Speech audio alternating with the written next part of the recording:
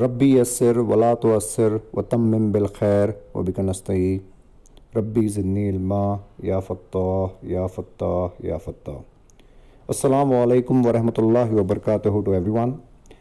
This video is in continuation to my previous video where we discussed about the most important task of our lives. So let's continue the series. We as humans are motivated by rewards. If you really think hard, there is always some form of reward which drives us to give our 100%. A daily wage worker sweats through the entire day to get his wages because that is the big motivation and reward for him. Doctors spend 10 years of their lives as they are motivated by the passion to save lives and earn big. People work for 40 years of their lives as they are motivated by the savings and the security that the savings provide. There are various manifestations of rewards that motivates us to push us to work hard and give our 100% either for a day, a month, 10 years or 40 years. So the formula is very simple. The bigger the reward, the higher the motivation and longer it takes to accomplish the task. So how about the task that we need to accomplish in our lifetime? Can you imagine how big the reward would be if you are able to successfully complete the task of a lifetime? Allah subhanahu wa ta'ala has promised paradise to every single human being who successfully completes the mission of their lifetime. But the question is, why is it so difficult for some people to follow this protocol? Why do people miss the bigger picture and fail in their lives? The answer to this is looking at three segments of people and three scenarios. So the fact of the matter is, either it is a matter of denial or doubt or a matter of false prioritization. Let's discuss each of these scenarios in detail. The first segment of people that deny the basic tenets of Islam and the Quran need a lot of hand holding, patience, dua and guidance from Allah subhanahu wa ta'ala.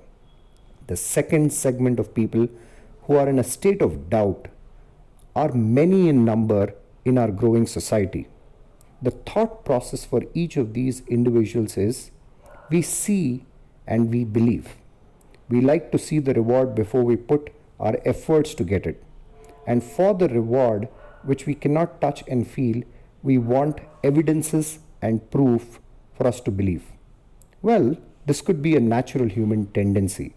But the point is, if we can just rational as human beings and think about the signs mentioned in the Quran, it becomes very clear and all the doubts and misconceptions are cleared.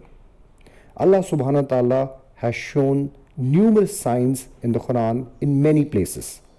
I will quote three powerful ayats of the Quran where Allah ta'ala talks about the signs. In Surah Fussilat, Allah Ta'ala mentions, we will show them our signs in the universe in their own self until it becomes manifest to them that Islam and Quran is the truth.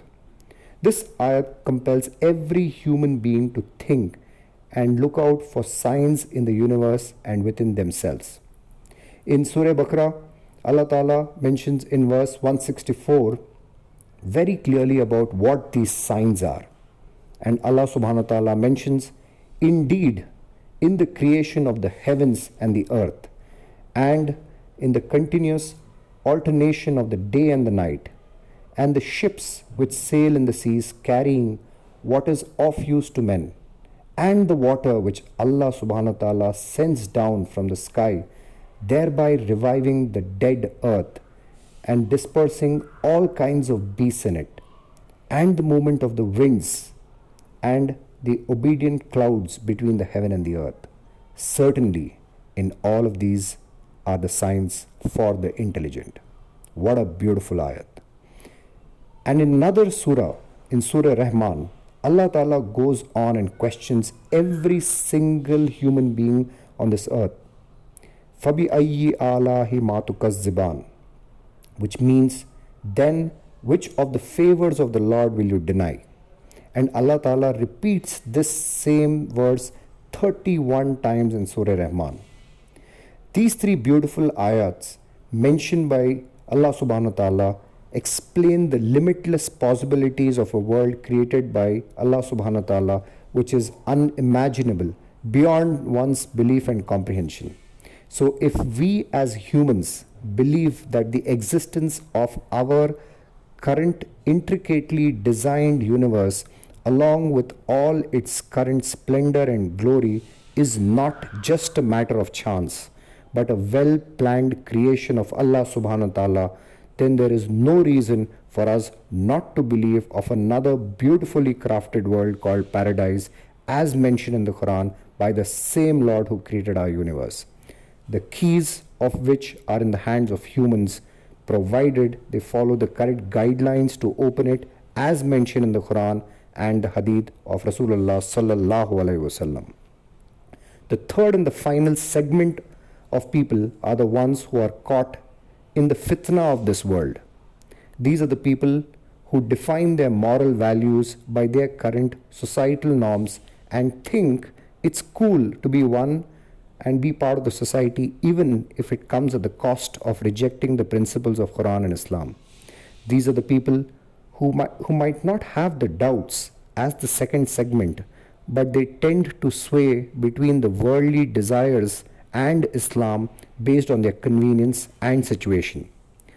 This third situation arrives because of one fundamental aspect, and that is weak Iman.